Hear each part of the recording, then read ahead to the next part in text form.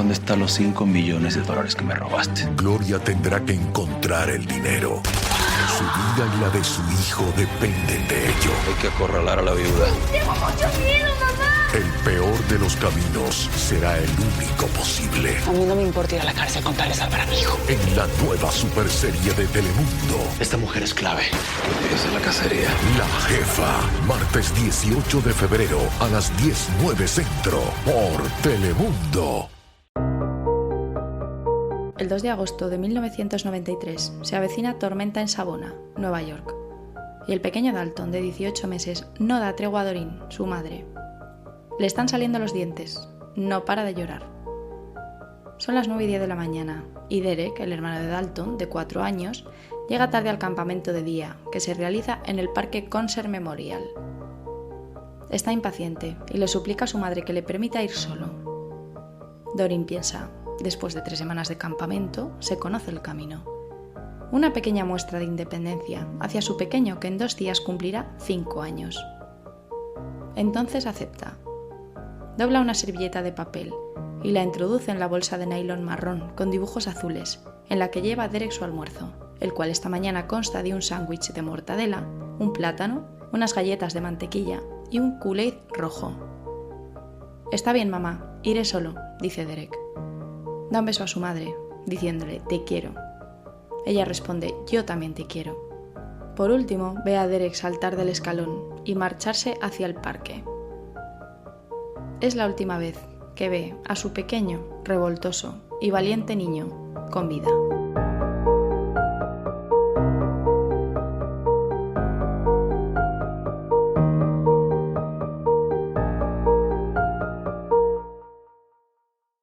Bienvenidos a Criminología en Serie. Mi nombre es Alejandra Lavín y antes de empezar quería recordaros que hace un par de semanas hubo episodio para fans en iVoox y Spotify en el cual hablamos de un asesinato en masa. Y el día 13 de junio hablaremos sobre la subcultura incel, la cual tiene mucho que ver con este asesino. Así que si queréis invitarme a un café, a cambio os cuento todo esto y tendréis acceso a más episodios exclusivos.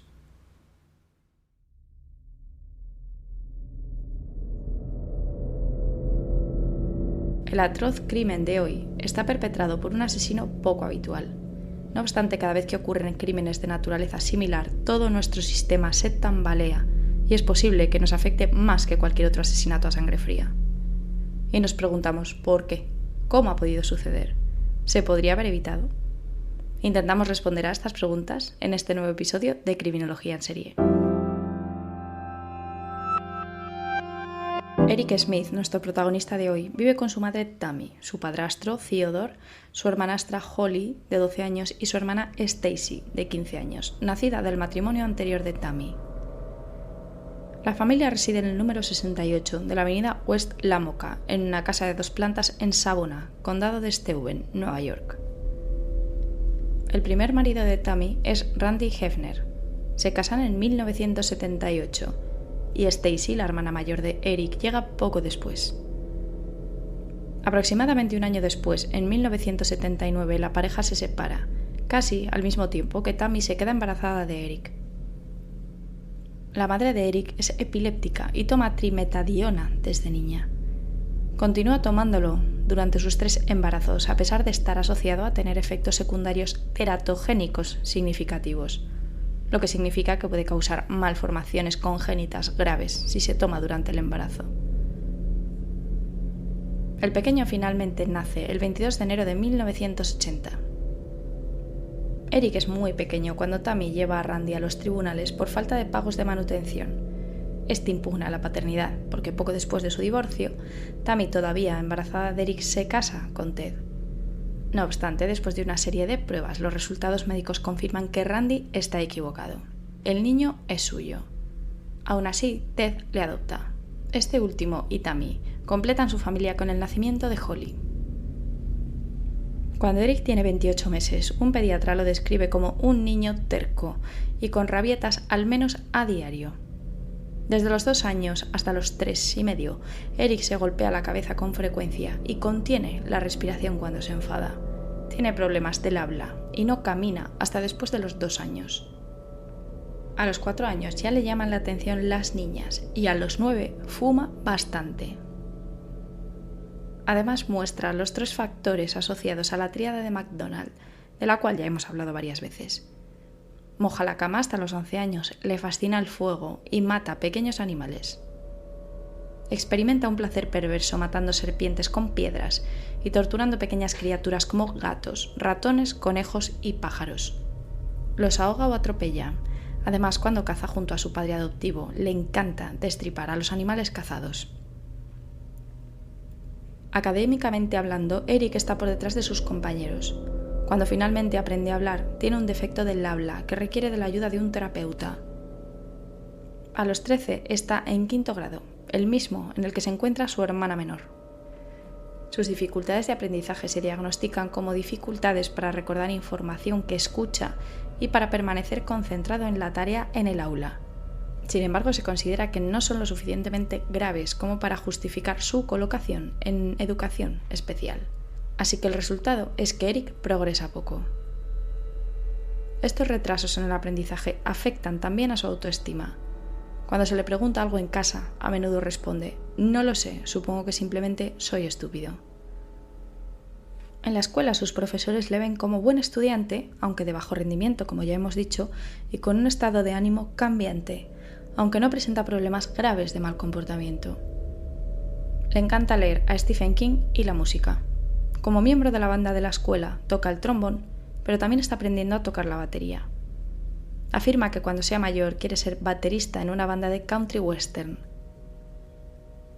También juega fútbol, fútbol americano, baloncesto y béisbol.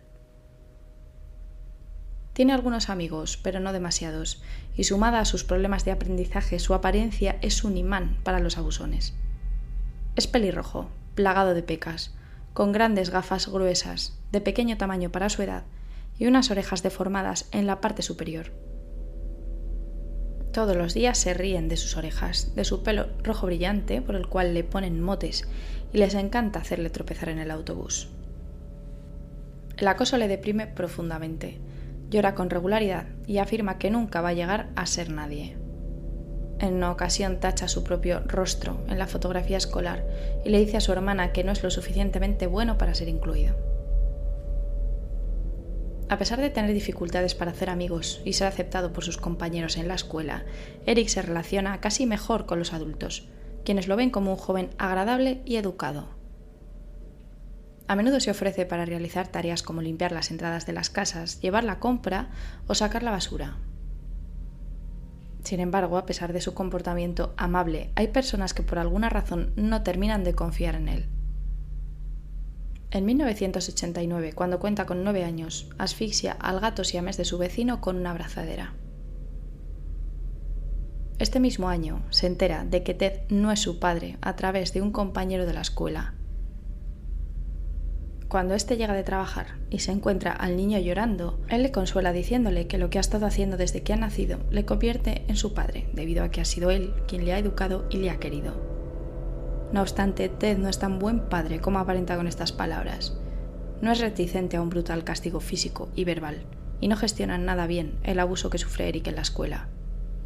Además, Stacy, la hermana mayor de Eric, sufre abuso sexual por su parte, lo que hace que se mude con Randy en mayo de 1993. A partir de enterarse de que Ted no es su padre, se siente confuso y le hace sentirse rechazado una vez más en su vida. En mayo de 1993, una profesora les hace escribir un ensayo sobre una figura de arcilla que cobra vida.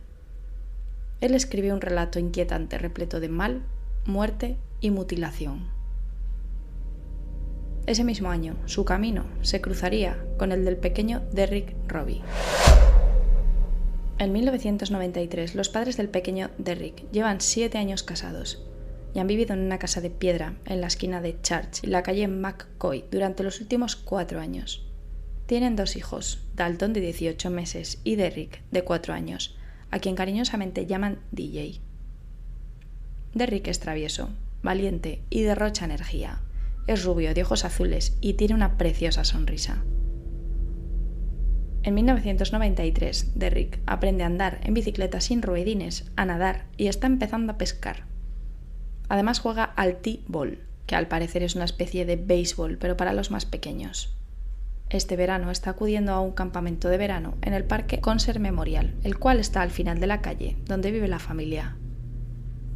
Normalmente Doreen camina con su hijo desde su casa en la esquina, pasando por las 15 casas que bordean la calle, hasta el final del callejón sin salida, donde está la escuela a un lado y el Parque Concert Memorial enfrente. En otras ocasiones también se para en la esquina y observa cómo Derrick camina hacia el parque que se encuentra al final, a una distancia de no más de 400 metros. La mañana del 2 de agosto, en particular, a Dalton le duelen las encías y se encuentra bastante irritable. Derrick está ansioso por irse, ya que son las 9:10 de la mañana y llega tarde al campamento. Insiste en que quiere marcharse de inmediato. Su madre piensa que después de 3 semanas de campamento se conocería perfectamente el camino. Justo antes de que se marche, ella dobla una servilleta de papel y la mete en su bolsa del almuerzo. Dentro lleva un sándwich de mortadela, un plátano, unas galletas caseras de mantequilla y una botella de Kool-Aid rojo, que es una especie de bebida en polvo para preparar refrescos, que yo entiendo que es como el Tang en España. Derrick le da un beso a su madre y le dice «te quiero». Ella responde «yo también te quiero». Estas son las últimas palabras que diría a su pequeño. Al mismo tiempo, Eric acaba de llegar al parque recreativo a las 9 en su bicicleta BMX. Sin embargo, esta mañana la encargada de supervisar a los niños le regaña por cruzar el pabellón de cemento en bicicleta donde se encuentran los pequeños. Eric se enfada y abandona el parque hacia la calle McCoy. A 3 casas del parque ve a un niño rubio vestido con una camiseta blanca y con una bolsa marrón con dibujos azules de lona con su almuerzo. Espera a que la calle quede vacía y cuando está a menos de 3 metros le dice «Oye, chico». Derek se da la vuelta y Eric detiene su bicicleta para hablar con él. En este momento, Eric sabe que quiere llevárselo a algún sitio y hacerle daño.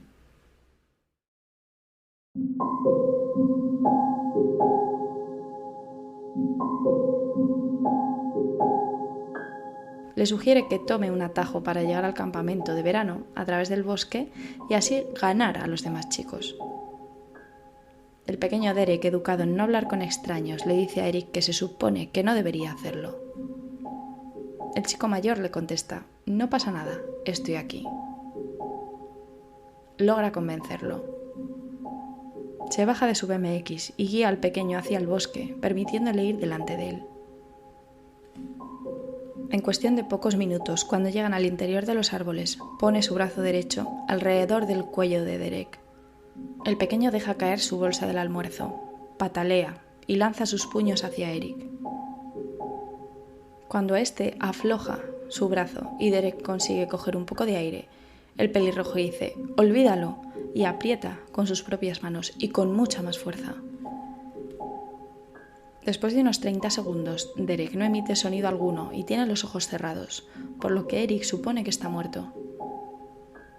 Pero el pequeño comienza a respirar de nuevo.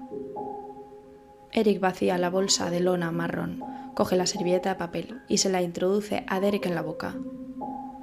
Cuando intenta introducirle también la bolsa del almuerzo, el pequeño le muerde sin conseguir dejarle marcas.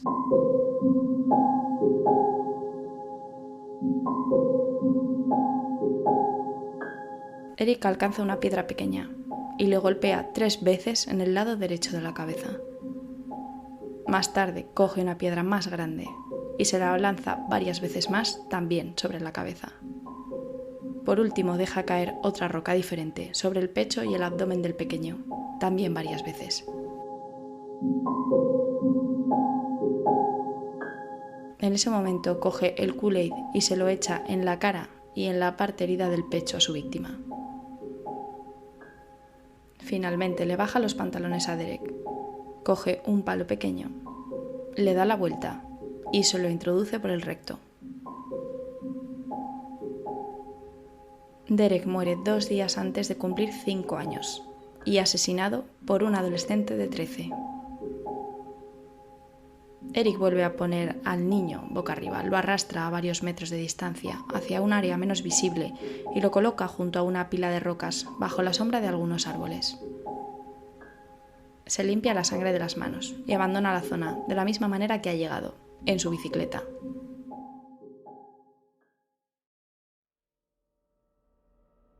Unos 5 minutos después regresa al lugar para comprobar el cuerpo. Quiere verificar que el pequeño esté muerto. Me preocupaba que si él no estaba allí pudiera decir algo. Sin embargo, pensé que si estaba muerto, y creo que así era, no tendría que preocuparme por nada. Desde que comienza a hablar con Derek hasta que acaba con su vida, no pasan más de 10 minutos. 45 minutos después del comienzo del campamento de día, estalla una tormenta. Entonces Doreen se monta en su coche con la intención de acercarse al parque y recoger a su hijo. Al llegar le pregunta a la supervisora dónde está, pero ella responde que Derek ese día no ha ido. Doreen entra en pánico. Llama a su marido y a las 11 de la mañana están denunciando la desaparición. Al cabo de una hora, niños en bicicletas recorren el vecindario. Bomberos voluntarios están en las calles con un megáfono gritando el nombre de Derek y la gente va de puerta en puerta buscándolo, incluida la familia Smith. Pero a las 4 menos cuarto ocurre lo peor. Una pareja encuentra el cuerpo del pequeño. Aunque la bolsa de lona para el almuerzo contenía un plátano, galletas, un sándwich y un Kool-Aid rojo, los investigadores no encuentran ni las galletas ni el sándwich en la escena del crimen. Pero lo curioso es que el plátano sí está, pero el agresor lo ha aplastado y lo ha dejado en el pasto. Según el informe de autopsia realizado al pequeño, Derek sufrió graves lesiones en la cabeza, incluidas múltiples fracturas de cráneo e hinchazón cerebral. También sufrió contusiones, desgarros y sangrado extensos de los tejidos del tórax, perforación de la pared intestinal y hemorragias petequiales en el cuello, la cara y los ojos, lo que indica estrangulamiento. Murió por un traumatismo contundente en la cabeza. A pesar de la profanación del cuerpo, en la escena del crimen no se encuentra semen ni ningún otro trauma sexual, aparte del palo insertado en el recto.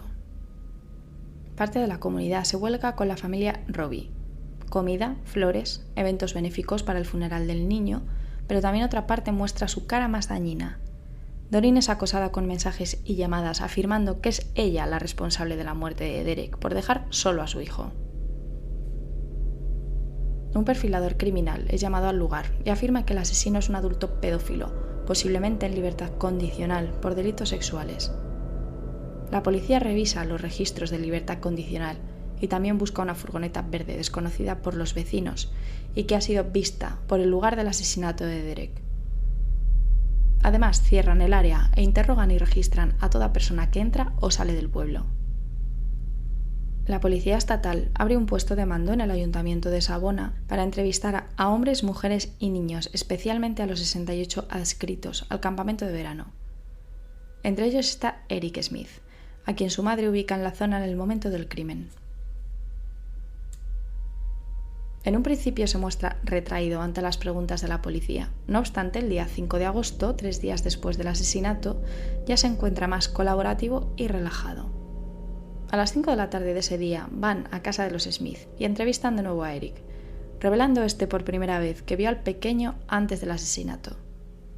Afirma que subió en bicicleta por la calle McCoy desde el parque alrededor de las 9:15, pero le dice al oficial que no llevaba gafas en ese momento porque estaban rotas. Cuando le preguntan qué llevaba puesto, Derek puede describir a la perfección la ropa y la bolsa de su almuerzo. Y dice: «Fue genial, de verdad». Poco después, Eric dice que necesita ir a buscar su chaqueta porque tiene frío. Se encuentra con su madre Tammy mientras se la pone. Ella le pregunta si está bien, y él dice: «Me preguntaron cómo me sentí cuando Derek murió. Creen que yo lo hice». El joven regresa, pero comienza a ponerse nervioso cuando intentan determinar exactamente dónde estaba la última vez que vio al niño. Se le quiebra la voz y agacha la cabeza.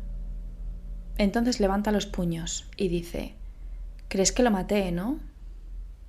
Los oficiales le aseguran que no. Sin embargo, no deja de haber señales preocupantes alrededor de Eric, ya que afirma: «No soy el tipo de persona que mataría, heriría o abusaría sexualmente de nadie». Hasta el momento, nadie en la comunidad ha dado detalles sobre el crimen, especialmente del hecho de que la víctima fuese sodomizada con un palo. La entrevista termina cuando llega el bisabuelo del niño, Carl Peters, un ayudante del sheriff retirado que les pide a los investigadores que se vayan. Aproximadamente una hora más tarde, a las 7, los investigadores de la policía estatal, acompañados por el fiscal del distrito, regresan a la casa de Eric para preguntar si pueden reanudar la entrevista. Los oficiales aseguran que no le están acusando, sino simplemente tratando de obtener más detalles, ya que fue la última persona conocida que vio a Derrick con vida.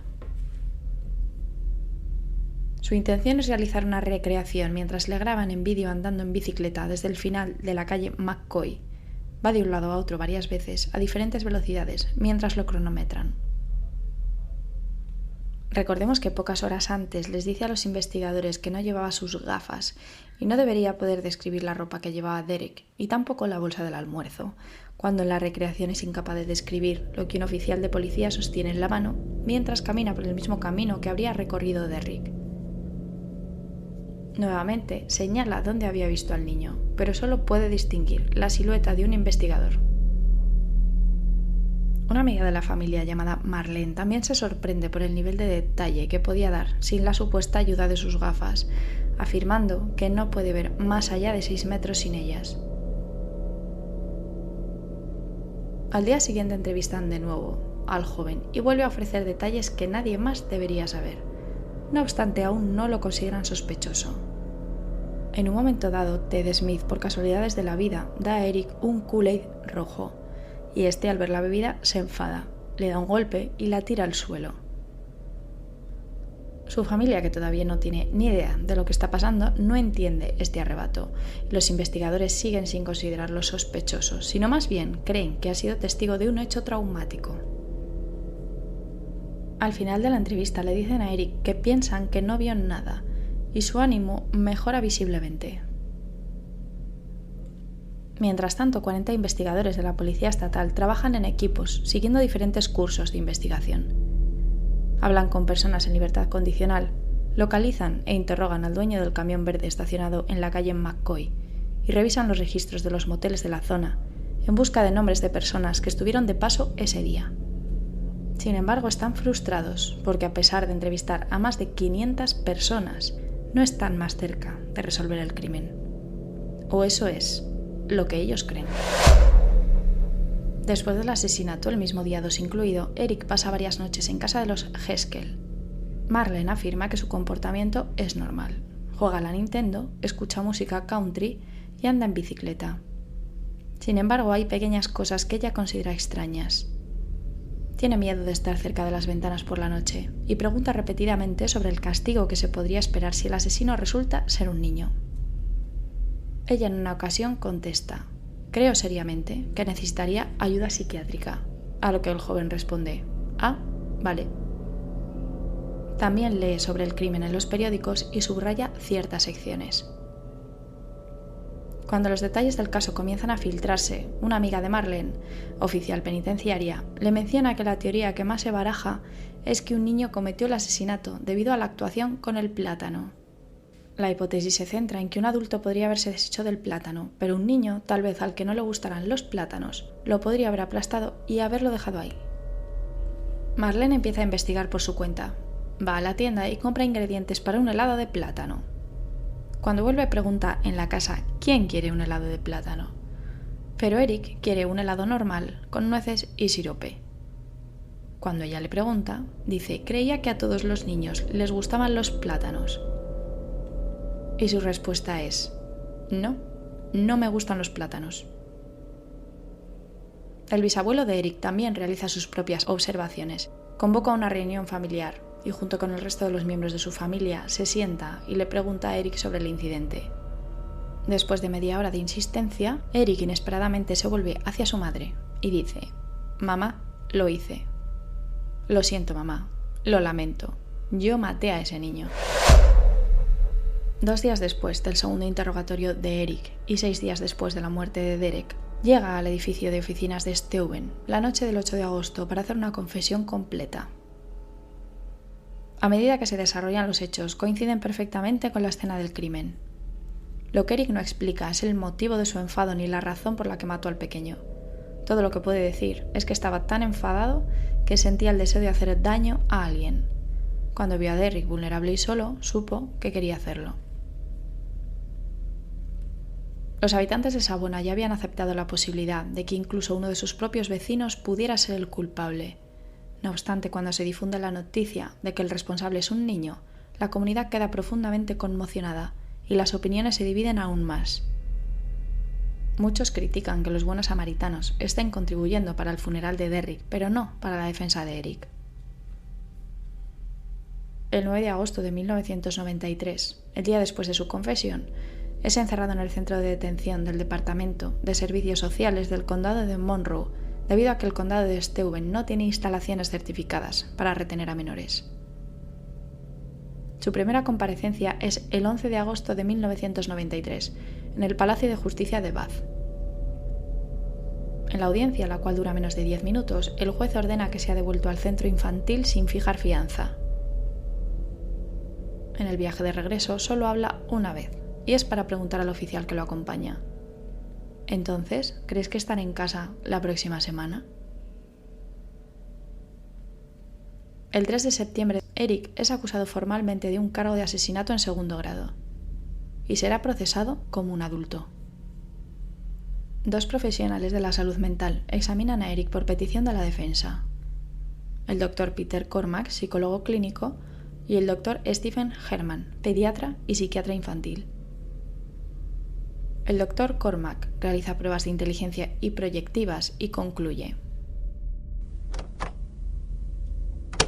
Eric alberga una gran cantidad de ira y rabia que se relaciona con sentimientos de rechazo y o abandono. En ocasiones, cuando esta rabia alcanza una intensidad suficiente, puede distanciarse bastante de sus propias acciones, asumiendo poca responsabilidad personal por lo que está ocurriendo. Los arrebatos ocurren cuando sus esfuerzos por controlarse no sirven para bloquear los sentimientos dolorosos. Aunque Eric no demuestra ningún signo de deterioro cognitivo o intelectual significativo, la enfermedad mental que padece es tal que no pudo apreciar las implicaciones legales o morales de sus acciones en el momento del crimen. Es dudoso que aprecie estos factores incluso en este momento. Por otra parte, el Dr. Herman afirma que Eric padece de un trastorno explosivo intermitente, con lo que no está de acuerdo la psiquiatra forense designada por el fiscal, que afirma que Eric más bien padece de un trastorno por déficit de atención con hiperactividad, lo que no explicaría el asesinato. Después de que la defensa intente impugnar la confesión de Eric alegando la vulneración de sus derechos e intente trasladar el caso al Tribunal de Familia para que no sea juzgado como un adulto, no tiene éxito, y el fiscal afirma lo siguiente: esto no es un accidente de la juventud, este fue un acto calculado. Realmente creo que Eric Smith es un asesino en serie en ciernes. El juicio finalmente comienza el 2 de agosto de 1994, justo un año después del asesinato de Derek. El jurado escucha una serie de posibles razones por cada parte sobre por qué Eric asesinó al pequeño. La defensa presenta lo que esperan que se vea como factores atenuantes y contribuyentes al comportamiento de Eric. Dejan claro que proviene de una familia disfuncional, donde su padrastro lo sometía regularmente a abuso físico y mental, lo que también, además, sufría en la escuela. Durante el juicio, el Dr. Herman se dirige al jurado y explica lo siguiente: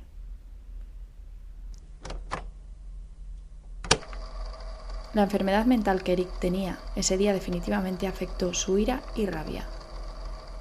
En el momento del asesinato, su ira lo dejó básicamente fuera de control, de modo que estaba tan consumido por ella que no era capaz de controlarse.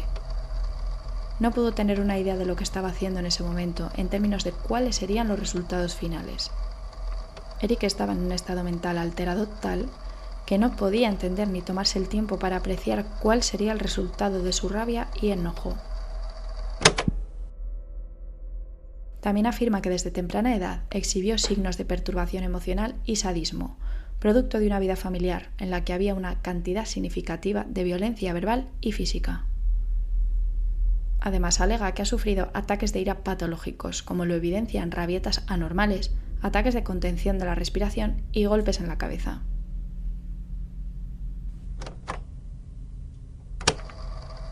Esto no fue un asesinato premeditado, sino el resultado trágico de la ira patológica de Eric.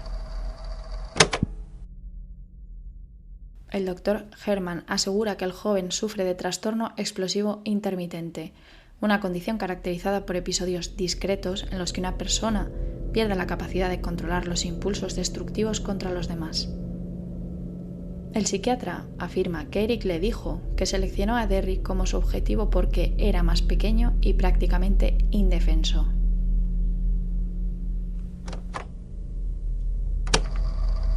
Tenía que descargar mi enfado contra él. Quería lastimarlo. La psiquiatra designada por la Fiscalía afirma lo siguiente.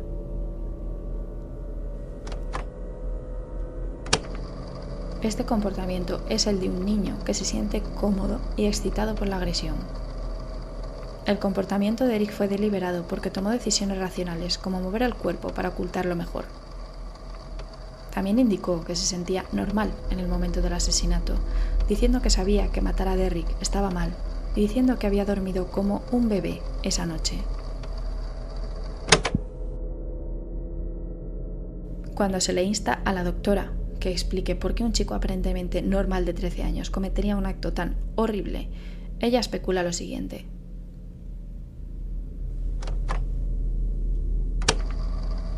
Derrick Robbie pudo haber sido un desencadenante muy inusual o peculiar que simbolizaba a alguien bien cuidado y exitoso cuando era niño y competente, todas las cosas que el propio Eric sentía que no era.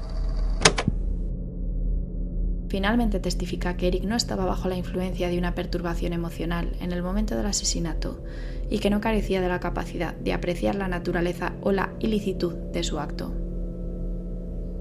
Por último, la defensa de Eric intenta que el juez desestime el cargo de asesinato en segundo grado.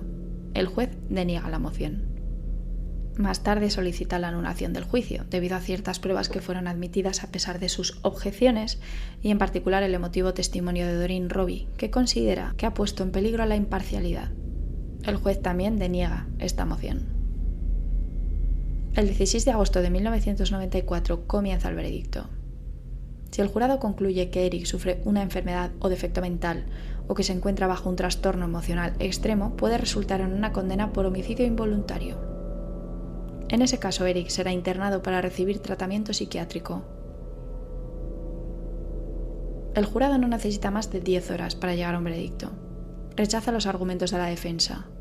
Llegan a la conclusión de que el carácter deliberado y calculador del asesinato y los intentos de Eric de ocultamiento demostraban una capacidad sustancial para comprender y apreciar la naturaleza y las consecuencias de su conducta.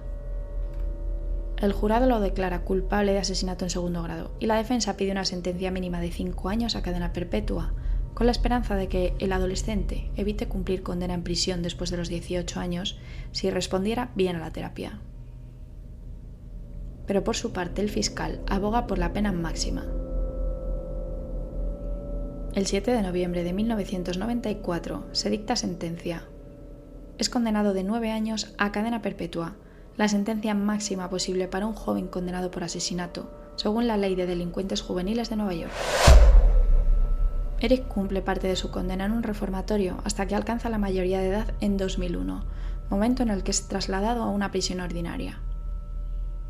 Su primera audiencia de libertad condicional se celebra en 2002, cuando cuenta con 22 años.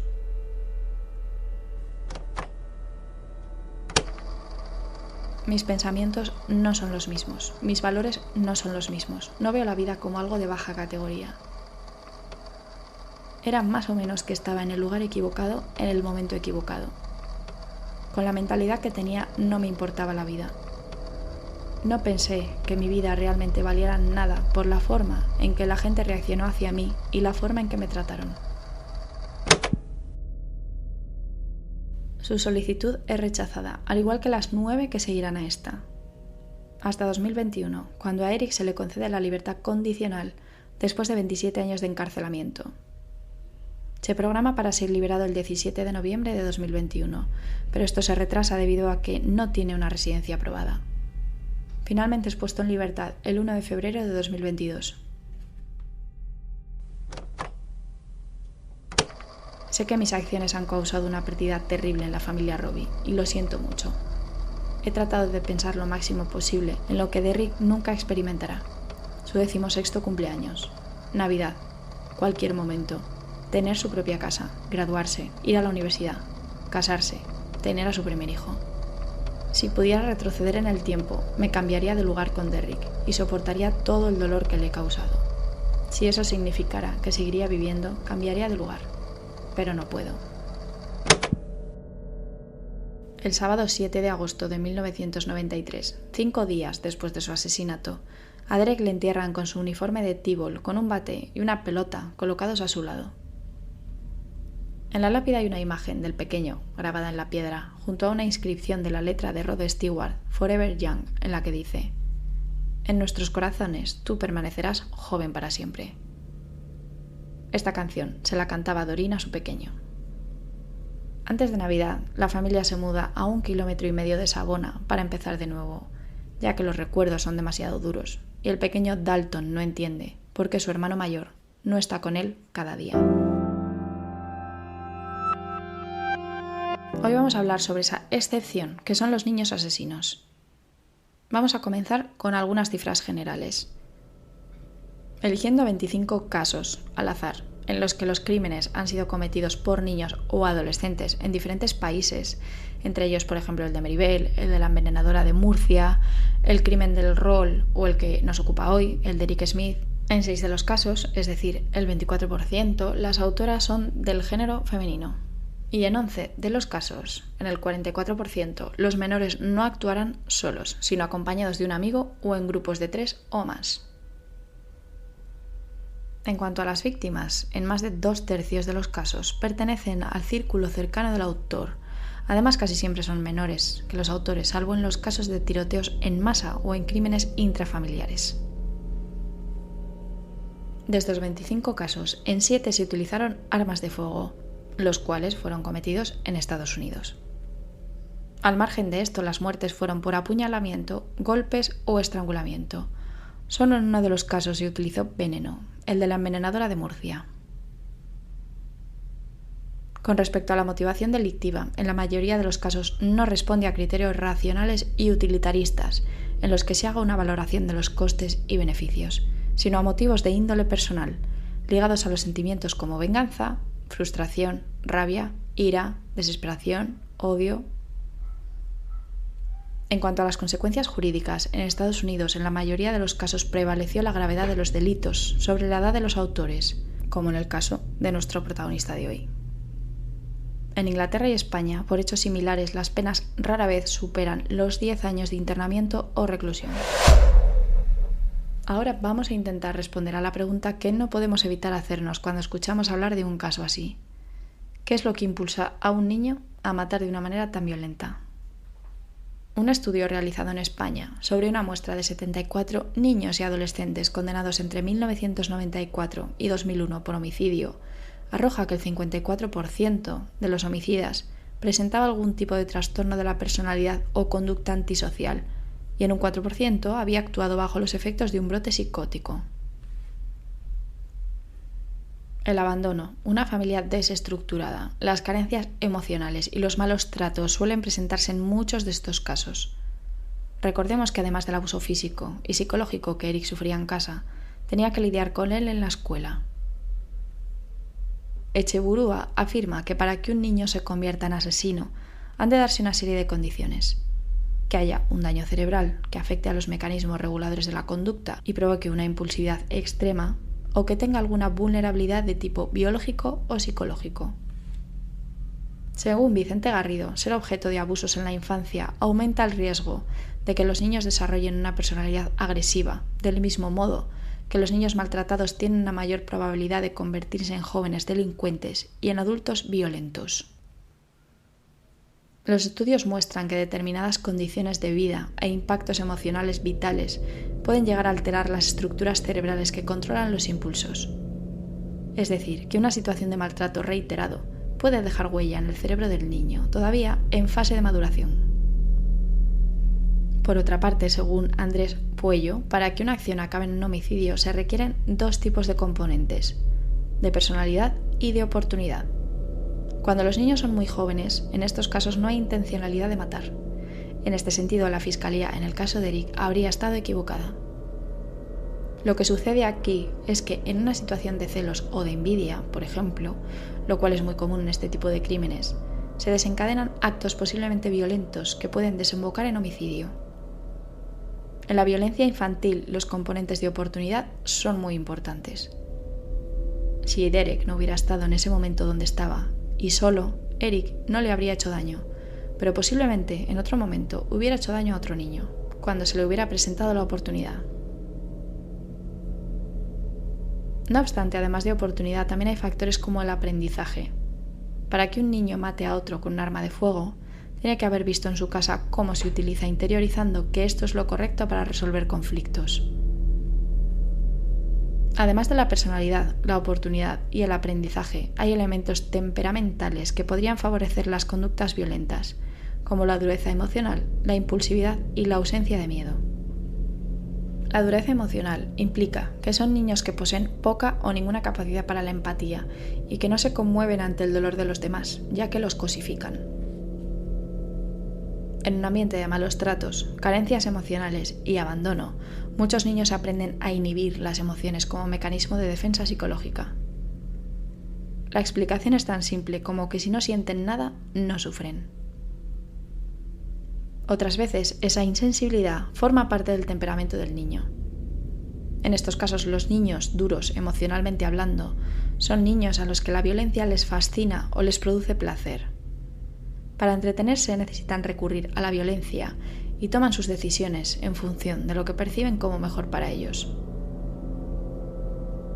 En segundo lugar, tenemos un alto nivel de impulsividad y atrevimiento. Tienen muchas dificultades de autocontrol. Y esto se combina con el tercer elemento, la falta de miedo, la incapacidad para comprender o visualizar los efectos de sus acciones. Y esto es lo más peligroso, debido a que el castigo en ellos no sirve de nada. Estas tres características, la dureza emocional, la impulsividad y la falta de miedo, son las necesarias mínimas, según Vicente Garrido, para poder diagnosticar un trastorno antisocial de la personalidad. En los casos de comportamiento violento suelen darse con mayor o menor intensidad los tres elementos. Si además se añade una capacidad cognitiva limitada, el riesgo es entonces muy alto, porque cuando se presenta una situación de conflicto pueden resolverla de la peor manera posible. Según Echeburúa, un niño no ha madurado todavía los elementos psicológicos necesarios para adoptar de forma consciente una conducta violenta, pero puede albergar sentimientos de vergüenza, humillación o baja autoestima. Y como son acumulativos, el conflicto suele estallar en la adolescencia. Son esos chicos acomplejados, irritables, con baja autoestima y relaciones sociales y familiares deficientes que no han desarrollado sentimientos de empatía. Además, la humillación es algo muy doloroso y puede desencadenar un mecanismo mental por el que se atribuye a los demás la causa de todos los males. El agresor va incubando deseos de venganza. Lo que me habéis preguntado muchos a raíz de hablar del caso de Meribel es si los niños asesinos se rehabilitan. La respuesta es que la mayoría sí. Rehacen su vida, viven con órdenes de anonimato, o no se ha vuelto a saber de ellos, lo que seguramente signifique que viven una vida al margen de la delincuencia.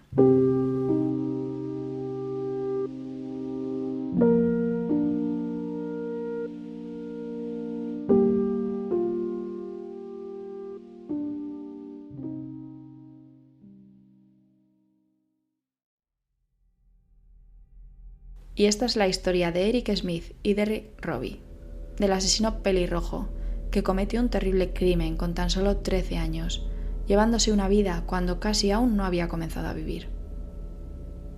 Este caso nos hace preguntarnos cómo es posible y por qué. Pero también, y lo más importante, es preguntarse, ¿se podría haber evitado si Eric hubiera tenido una buena infancia?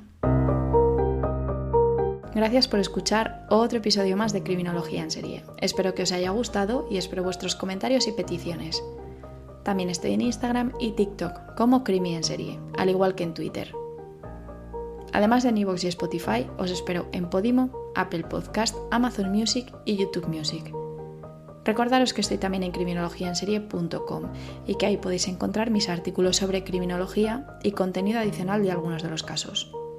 En este caso de hoy os dejaré la declaración completa de Eric en el juicio sobre el día del asesinato. También podéis uniros al canal de WhatsApp, os dejo el enlace en la descripción del podcast. Recordad, la semana que viene habrá episodio para fans, donde hablaremos de la subcultura incel. Soy Alejandra Lavín, esto es Criminología en Serie y os espero en un nuevo episodio.